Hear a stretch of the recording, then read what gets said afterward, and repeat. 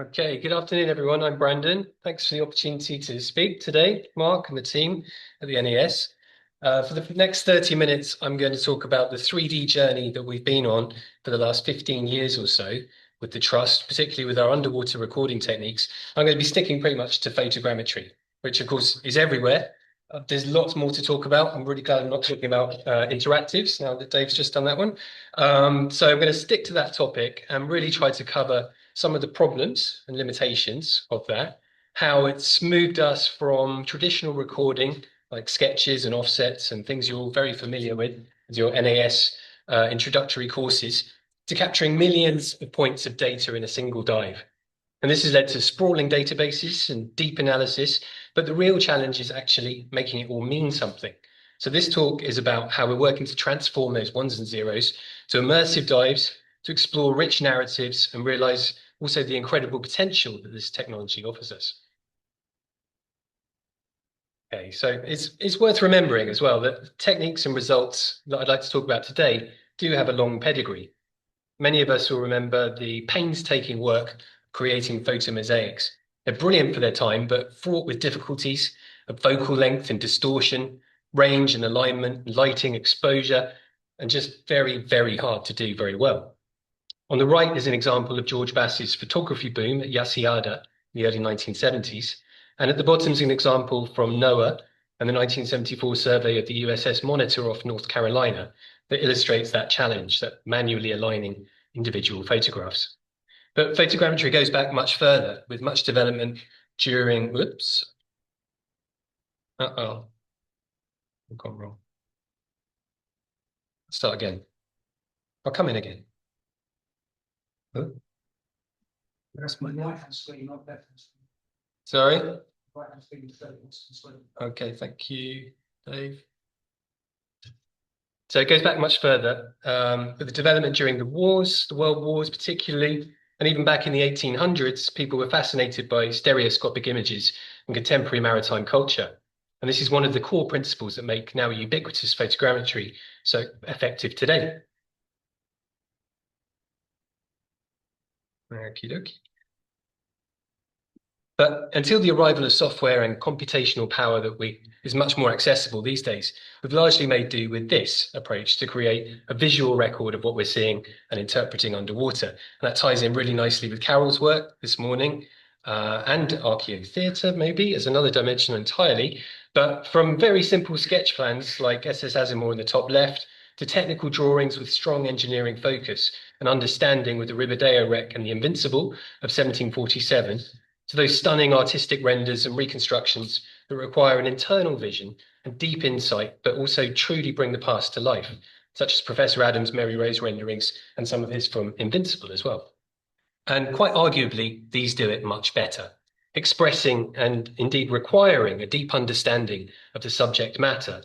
And to paraphrase the adage, to photograph is to capture, but to draw something is to truly understand it. And all the work that you've done, Carol, you really understand the objects that you're working with, spending time in a very sort of intimate experience with them. So why bother with this 3D stuff at all? Well, photogrammetry is everywhere since the early 2010s, and creating a 3D snapshot of a whole site in a single dive is an awesome revelation compared to the challenges of the previous generations. And the NAS is a key part of this story. This, for example, is one of our first virtual dive trails, a 3D model of the Gresham shipwreck, recorded where it now lies in Stony Cove, and very familiar to many of you. I believe, Martin Davies took these photos, he's here today, and it was with Mark and Martin that we created this virtual site tour almost a decade ago. And this was pure sort of phase one visualization, if you like.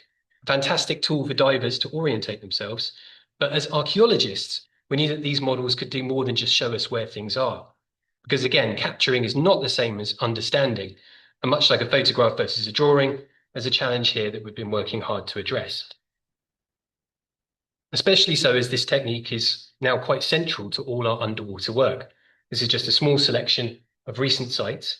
And you find in Ribadeo in the top left, possibly a logboat, some ballast from HMS Agamemnon in Uruguayan waters in the top right, a newly protected wreck site near the Needles that we've been working on with Wessex Archaeology, and the recently announced warship Gloucester in the bottom left of the UK, off the east coast of the UK. And on all these sites, we keep returning to that same challenge I just mentioned, the challenge of getting from capturing to understanding. So I'm going to illustrate that problem in this case study. The Ribadeo wreck, referred to as Ribadeo I, is located on the northwest coast of Galicia, Spain. It's a Spanish galleon related to the second great Spanish Armada, Santiago de Galicia. Sorry. Significantly, a Mediterranean, not Iberian, built vessel. This is extremely rare in the archaeological record. The ship was constructed in Genoa in the early 1590s and sank in the estuary of the River Eo in 1597, hence Ribadeo. Suffice to say, it lies in just 10 meters of water. It's over 30 meters in length and comprises the lower hull, bow to the north, with several meters and stratified material and well-preserved timber structure and artifact assemblages. The important wreck's been investigated by a multidisciplinary team led by Dr. Miguel San Claudio, who you can see in the bottom right there, holding his newspaper, since 2011. We've been working on this site with Miguel for the last 10 years, as well as with the Marie Curie-funded 4C Discovery Programme, led by Professor Nigel Nailing and Dr. Ana Crespo Solana, and other colleagues from the CSIC Institute, otherwise the CSIC Institute in Madrid, and not forgetting the modern Spanish Armada providing logistical support in the top left. And we've been returning to Ribadeo every few years to build up the picture of this preserved hull, which is under pressure from dredging activity in the adjacent channel and the local marina, leading to sometimes dramatic changes in sediment cover. That's Felipe Castro creating some of his own underwater visualizations. Top left, Nigel and Miguel recovering a beautiful copper cauldron. The new Armada working on the old Armada in the bottom left, and Arno Casanave recording a newly exposed gun carriage wheel, bottom right. So visualization has been a key element of this work, and survey's been largely digital first, meaning that we have a substantial archive of digital data relating to the seabed morphology and also to the structure exposed during the excavation campaigns. Here we see an example of an early immersive VR experience developed by the 4C's Discovery team and the University of Swansea, and an early attempt at setting the photogrammetry within an immersive context. Some good use of lighting, audio, particles, no audio there. Oh, that's all right. Don't worry, it's fine. Maybe later, it might be handy. It might be really loud then. Oh no, don't do it. Don't do it. There we go, it's not bad. Okay, it's only a bit heavy breathing than this one anyway, but audio would be handy later on. So yeah, it gives you a bit of a flavour of actually being on the site and what it's like to dive that site, at least on an ebb tide in the estuary. The 2018 focused on pre-disturbance and timber cataloguing, with a more intrusive campaign undertaken in 2019. And this was our main contribution to the project that year. A series of full site surveys culminating in capturing the main excavation of the area believed to be above the keel, somewhere in the region of the mast step. As I said, it's over 32 meters in length, and there are still many artifacts in situ, lots of ballast, frames from the starboard side, about 2 meters of sediment excavated in this trench, very thick ceiling planking, as you can see on the outside, far side of the image, a double keelson, and supporting timbers around the mast step, also bulkheads and partitions in the background here. You might also just be able to see that gun carriage wheel just in the bottom of the image, just disappearing there, that Arno was recording in the previous image. And the whole section surrounded by cannonballs and ceramics overlying well-preserved hull. So a really complex structure to get to grips with. These are the main areas of excavation with the image pinched from Philippe. 6 trenches explored and recorded to learn more about this important vessel. And the previous video was trench 4 in the middle, of course.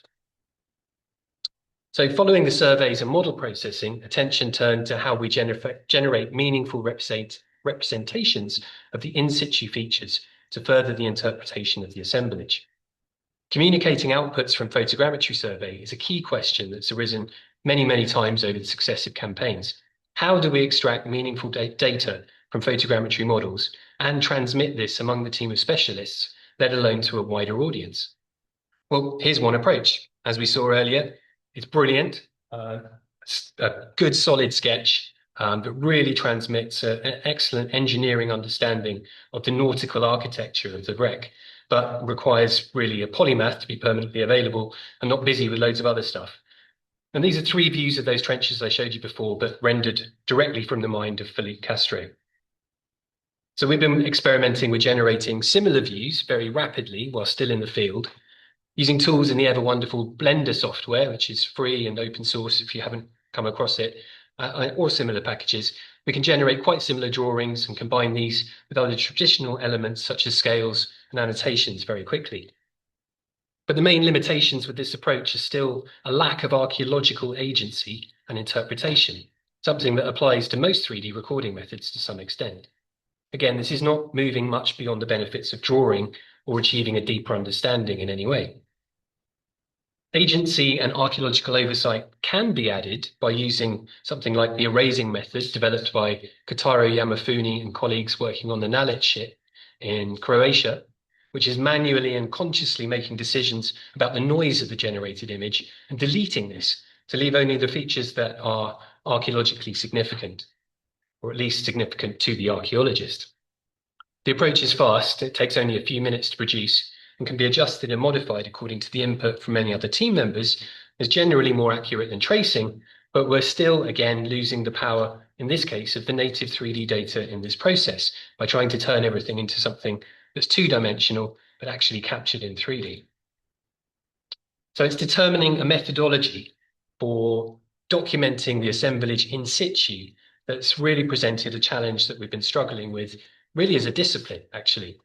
This is where we need to build on the learning from groups like FRAUG, which is the Faroe Arm Archaeological Users Group, and the new Digital Nautical Archaeology User Group 2, DNA2, as exemplified here by the pioneering work of Dr. Toby Jones and the team at the Newport ship.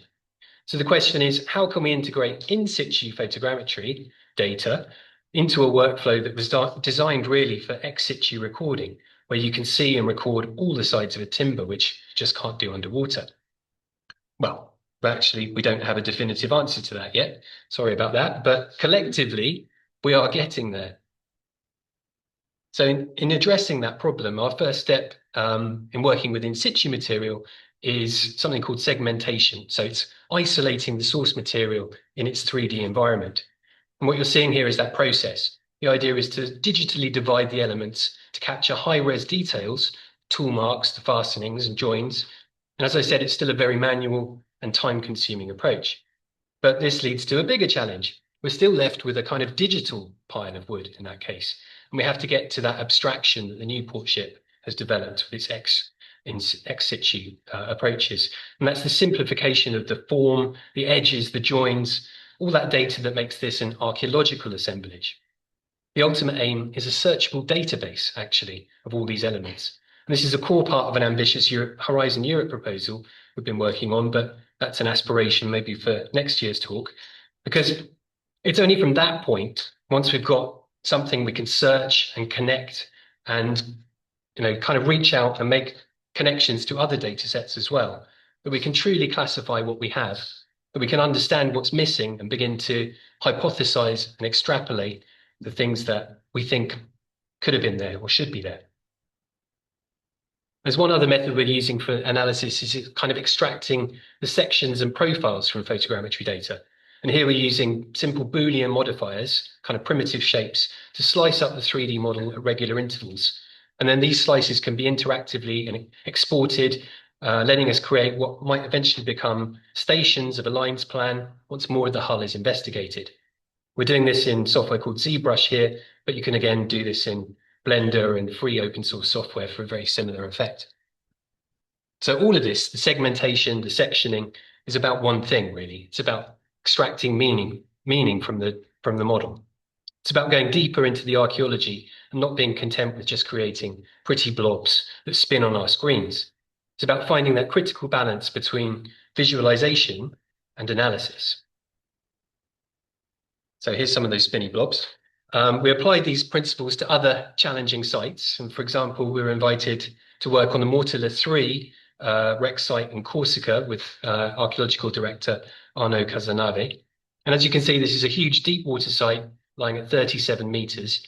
Our goal was to document the sprawling structure, which is festooned with stave-built iron guns and huge anchors, and it's evidence of an Italian merchantman that was burned in 1527 to avoid capture by the French.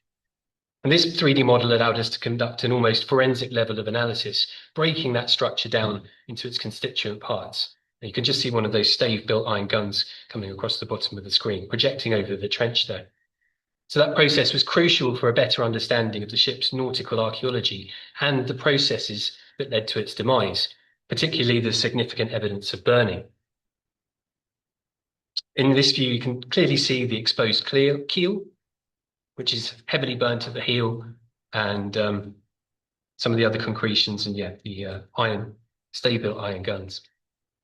And that same analytical approach has been applied to other sites, like on another hugely exciting NAS project, the Klein Hollandia, a Dutch vessel lost in 1658, and also familiar to many of you, I'm sure.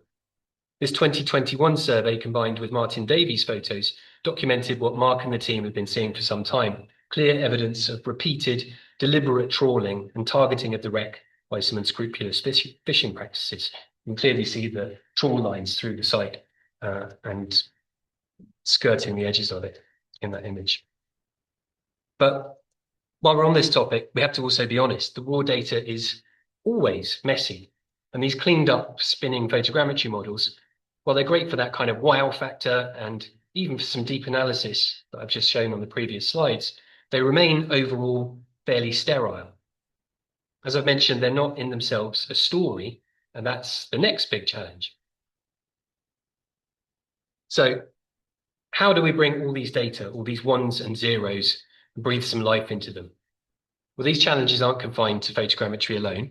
They're common to other remote sensing techniques and scanning methods, and even to GIS approaches like Site Surveyor, that many of you will know, and other GIS mapping-based solutions. I'm not going to get too much into the GIS side, but a couple of quick examples of how we try to do more with dots on maps, essentially.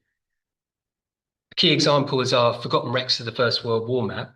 This project explored over 1,200 wrecks on the south coast, but we didn't just want to make a list. We sought to stuff as much rich content as possible into every single point.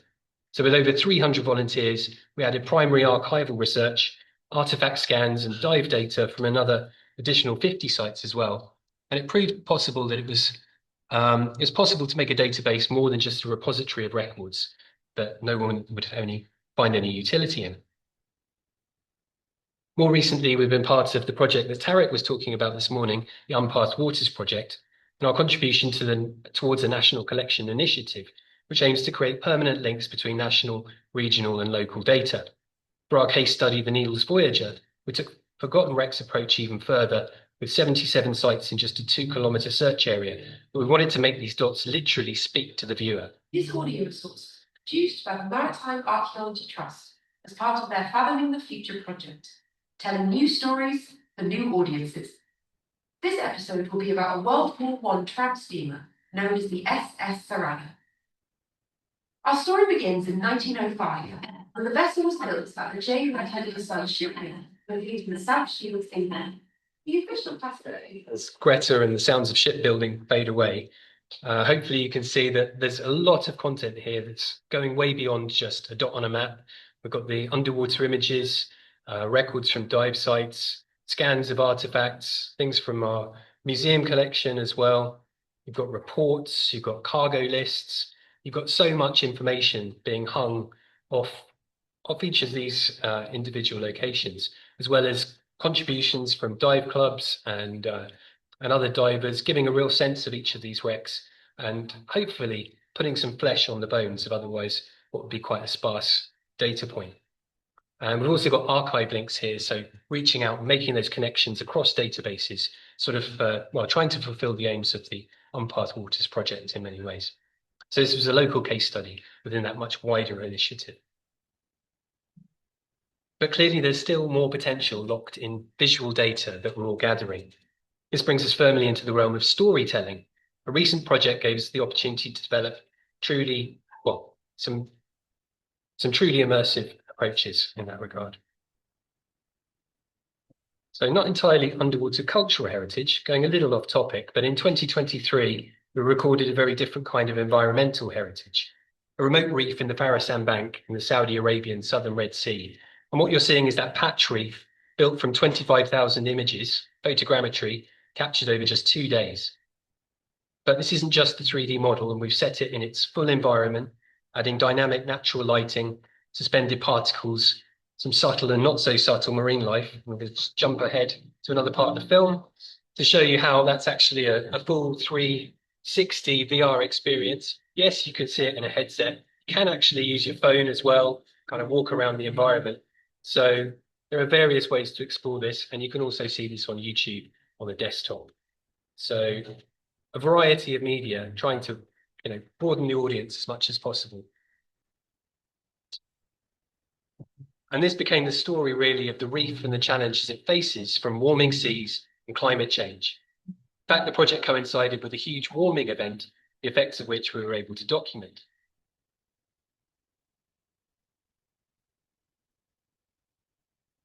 But importantly, we learned a huge amount about how to use photogrammetry as the foundation for a strong narrative-driven experience. There is another version of this film that actually starts to pick out some of the detail and life and the corals and tell the story of this reef as well. But for now, we're just showing you the photogrammetry version. But we're moving far beyond just uploading a model to the web. And I'm going to move on in case we get stuck on this reef and done. It's a bit loud. I think I'm done with the audio. Thank you. So we took these methods that we learned in the Red Sea and applied them directly back to underwater cultural heritage. And this is the wreck of the Gloucester, lost in 1682 off the east coast of England, a spinning model in this case, but I'm going to show you how we move that forwards. It's a hugely significant site carrying the future King of England, James II, that we heard about in Ella's talk this morning. The wreck itself, lying in 30 meters, is a rich assemblage, but it's also a fascinating contradiction. It was a Commonwealth era ship built for Oliver Cromwell, but at the time of its loss, it was a vessel of the Restoration monarchy. It'll be fascinating to see what the archaeology of this ship can reveal about that very nautical succession. But here we're just back to that spinning model, pretty though it is, showing you a really nice overview of the wreck site, but again, quite sterile. And this is what it became as part of an exhibition at Yarmouth Castle. So this is developed by my colleague Jasmine. This virtual environment is very close to the experience of actually diving the site.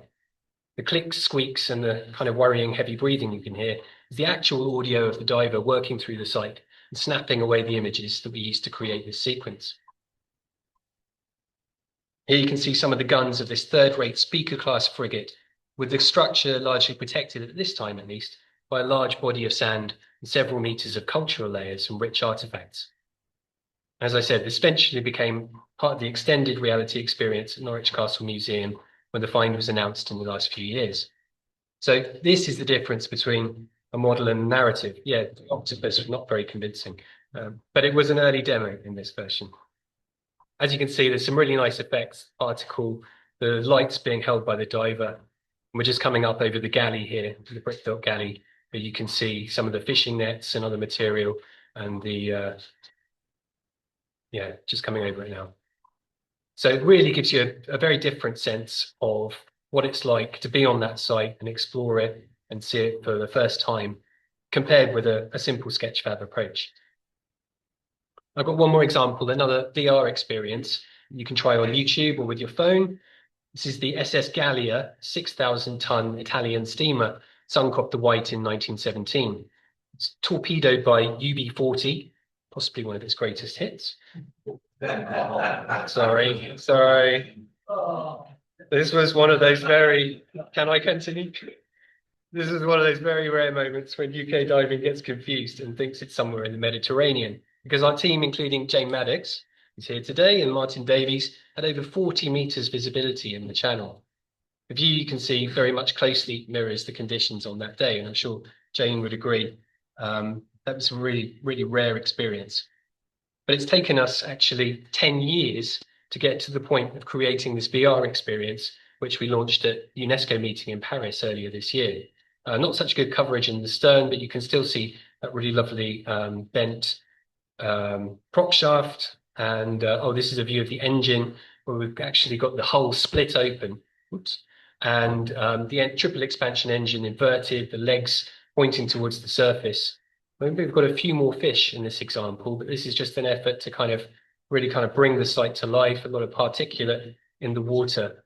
And I'm sure that Martin and Jane would say that this is a very close approximation of what it was like to actually be on that wreck 10 years ago. Thank you, Tarek. Thank you. So that covers some of the approaches we've been exploring in our journey towards bringing cultural heritage sites to life. Of course, there's so many more diverse aspects and ways that some of these ideas can and are being applied by a whole range of very clever people. But I've tried to stick today to the use of photogrammetry for this presentation. We've got lots of interactives we've developed as well. And yeah, I haven't even touched on some of the other elements, but there is one more area that I would like to touch on before we finish. Once we create all these resources, what next for getting them to the widest possible audience? Well, we don't have one of these, unfortunately. And while the Mary Rose remains an iconic and incredibly important shipwreck that launched or inspired many thousands of careers in maritime archaeology, including my own, it's unlikely we'll ever have another physical vessel of this scale or importance in a UK museum context. Of course, the Mary Rose continues to innovate with its own incredible immersive experiences, and we're all looking forward to hearing more about that tomorrow. But for all the other sites, the many thousands that will never be raised, we need a very different kind of solution. What we do have is a much more modest museum collection that we currently manage on the Isle of Wight. And this collection was developed and lovingly curated by Martin Woodward over many decades. This is the Shipwreck Centre and Maritime Museum at Arreton. It's a fantastic research resource and maritime collection that's engaged thousands of visitors, giving them a richer understanding of the wealth and challenges of seafaring around the island and far beyond. But there are other exciting museum-based experiences relating to underwater cultural heritage that have become established in recent years. One that springs to mind is the recent development of Poole Maritime Museum, which has some stunning resources. But this example comes from the Wrack Museum in Stockholm. It's almost next door to the majestic Vasa, as some of you will visit later in the year, it sounds like. But it takes a very different approach to engaging new audiences, featuring room-scale projections and holographic displays, as well as some really well thought out physical exhibits. The Wrack is a key example of a digital-first exhibition space, one that can evolve and develop with new discoveries and rapidly changing technologies. And that digital-first philosophy is exactly what we are pursuing at the moment. To that end, I'm very happy to announce that we currently have a new museum development in the works, following our recent acquisition of the former Yarmouth School site on the Isle of Wight earlier this year. We're currently working with surveyors, architects, and museum designers, but also crucially with the local and island community for whom the site is particularly important, and undertaking some of that really important co-design process as well that Tarek was speaking about earlier, to really kind of understand what it is that people want to see. You'll have seen some of the surveys that Julie's been asking people to complete today, and how they want to shape that museum. But it's also going to be a space that can respond to changes and also make connections with other museums as well at the same time. So that's going to be a more and more common theme, I think, in the kind of exhibitions that can move between the Wrack and Isle of Wight, and maybe the Maritime Museum in Dakar in Senegal, making connections and sharing information and ideas and bringing new voices to the table as well, with a very digital first space. So to conclude, that is how we've been working to bring the past, the sites, the finds, and the people connected to it to life. And while we acknowledge the limitations of the technology, we've also been trying to maximize its potential, hopefully finding that balance between the archaeological understanding and the immersive engagement in the process. We certainly need to develop new processes to analyze, manage, and share the information captured in every 3D model. And we need to make connecting this work with others around the globe not just easy, but eventually automated. But again, that's a theme for another presentation. Ultimately, we recognize that we can and should use this data to create immersive experiences that bring the past to life for the most diverse audiences as possible. Of course, this work's not all my own, and I would like to highlight the efforts of the focus staff who've been key to everything I've mentioned today, as well as the supporters of support of our trustees, volunteers, colleagues, and partners. And so thanks also to the NAS for having me along, and thank you for listening. And I'll be happy to take a few questions if there are any.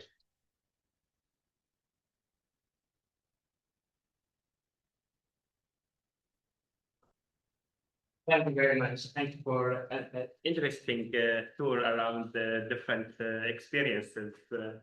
So 5 minutes for questions. We have time. Any questions? Yes, please. Thank you very much. It's really interesting audio visual players presented.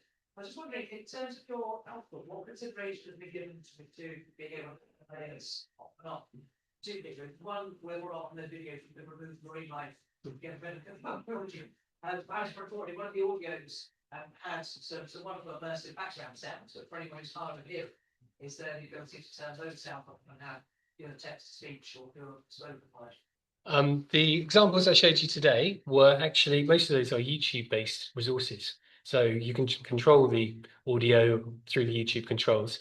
They're not something that you can interact with in that way, but we have Unreal Engine-based versions that work in virtual reality, where very much you can control exactly what's being presented to the user and have different experiences. So we have some with subtitle versions, for instance, some with different lighting effects for people who have, vision conditions or whatever, so that you can present things in a different way. We also have interactives, which I haven't really shown today. I left that to Dave to talk about, but we've developed several of those interactives that were on Dave's list. And certainly you can turn off the grids, you can add information, you can control exactly what it is, the aspects you're most interested in.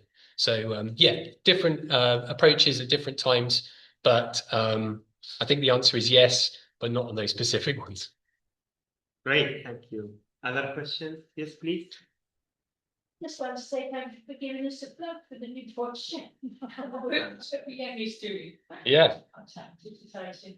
Yeah, well, it's very much an inspiration of how we kind of maximize or drill down into what it is that's important in the archaeological material and try and extract that. How can we apply that learning very much to in situ material? So I think we've learned a lot from Toby and from working with the Ribadeo team, particularly over the years. Brilliant. Yes, Mark? I was wondering about yours and Dave's actually about this. I get seasick on a boat and seasick with VR goggles on. And if there are, what's the solution? Or is there no solution? 80-90% of people are going to get a bit queasy. Yeah, I think that's an artifact really of those big headsets. By the time our museum's developed, we're envisaging that people aren't really going to be using headsets anymore. They'll be a thing of the past. This isn't going to be online for a good couple of years. XR glasses, the kind of specs that you and I wear that actually have that kind of capability, or that we can give people as they come through the door, I think will solve a lot of that motion by having the stuff that you're visualizing within the environment you're actually existing in. So you're not being completely removed, but you're also kind of getting this extended reality experience. I think will solve a lot of those issues. But you can also use your phone. So all those videos I showed you, you can kind of have a look around the site, and as you move your phone around, you'll be looking and experiencing different parts. Again, you're not being removed from your natural environment, as it were. Not to forget that there is age limit of using VR as well. Too old, Mark. I'm too old. Yeah. No, I'm not for you. I'm talking about young children, one age. I think 10. Is it 10 years? All below 10 years old can't use. It's not legal to make them use them as part of research or a project. And yeah, but basically this is important to when we produce digital products to consider inclusivity from this perspective as well, not only from other perspectives. Yeah. Yeah. So it's just one of the things we've been experimenting with. But as I say, there's a whole load of ways we try and get this information across. I just showed you a few examples today, but yeah, have to be mindful of Fantastic example. I'll use my authority as chair, if I may, to ask questions. So you showed us all these interesting experiences, how you create them, but my question is similar to the data question, but from another perspective. How do you plan to balance between this storytelling from items with the practical, more analytical, traditional items like data set, like messy data. How you are trying to balance between these two components to make sure that public understand, or audience understand the archaeological process in the museum context. Yes. Yeah, I guess all of these visuals I think are really important because we see these as the kind of catch for engaging people who maybe don't know much about maritime archaeology, who will find this to be a very new experience. Obviously, we're not really targeting that at seasoned professionals and people who don't like VR headsets. They want to find something else, and that's going to be very much part of the museum experience as well. So the visuals of the lure, then we need to show them through other interactives and maybe physical experiences, as we talked about before, 3D printed submarines. How we get maybe down to that kind of segmentation I was talking about. How do we then deconstruct these models? And actually, we want these models to be searchable. We want these to be searchable with natural language. So it's not just a blob on the screen. It's a whole digital nautical assemblage, if it's a shipwreck, that you can then go through and find the elements and make connections with those to other museum settings, other research collections, through the kind of semantically searchable European cultural cloud for heritage, as an example.